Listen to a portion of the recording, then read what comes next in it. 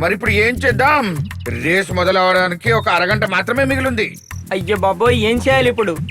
రేస్కి వెళ్ళకపోతే చాలా నష్టం అయిపోతుంది మనకి. పరువుతో పాటు డిపాజిట్ కూడా అయిపోతుంది.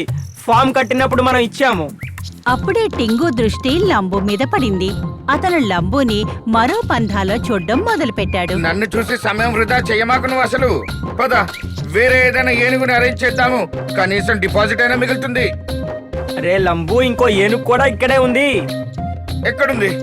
నువ్వు ఏంటి, నీకు పిచ్చిలేసిందా ఏంటి? లంబు, నీకు ఏనుగంత బలం ఉంది, ఏనుగంత శరీరం కూడా ఉంది. ఇప్పుడు నువ్వు ఏనుగునెత్తి దాన్ని నిరూపించావు. తప్పు చేసేసాను నేను ఏనుగుని తీసుకుని. నాకైతే నిన్నే రేసుకి తయారు చేయాల్సింది. నీ అర్థం ఏంటంటే నేను ఏనుగుల రేసులో నేను పరిగెత్తాలా? నేను పరిగెత్తగలను, కానీ అందరూ ఒప్పుకుంటారా? పైపెచ్చు జనాలకి మజా వస్తుంది. నడు వెళ్దాం. లంబు టింగులు గ్రౌండ్ దగ్గరికి చేరుకున్నారు. అక్కడ ఎన్నో ఏనుగులు వరుసగా నిలబడ్డాయి. ఆ లైన్లో లంబో కూడా నిలబడ్డాడు. లంబో భుజాల మీద టింగు కూర్చున్నాడు. వాళ్ళిద్దరినీ చూసి అందరూ నవ్వడం మొదలుపెట్టారు. మొదలవుతోంది ఏనుగుల పరుగు పందెం. ఈ పరుగు పందెంలో విశేషం ఏమిటంటే ఈ ఏనుగుల పోటీలో ఏనుగులాంటి మనిషి పరిగెడుతున్నాడు. అతని పేరే లంబు.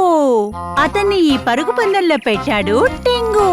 ఇక అందరూ రెడీగా ఉండండి, ఎంతో ఆసక్తికరంగా జరుగుతుంది. గన్ షూట్ అయ్యింది.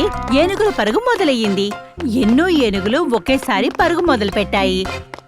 ఆ ఏనుగుల మధ్య లంబు టింగును తీసుకుని పరిగెట్టాడు.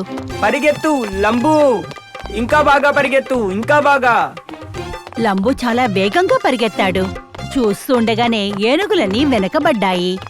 ఇక లంబు రేస్ గెలిచాడు.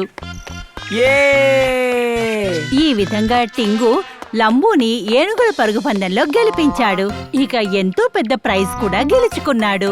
వాళ్ళిద్దరూ స్టేజ్ మీద ప్రైజ్ తీసుకోవడం చూసి ఆడియన్స్ లో కూర్చుని ఉన్న యాటిట్యూడ్ సీటు కింద మంట మొదలయ్యింది.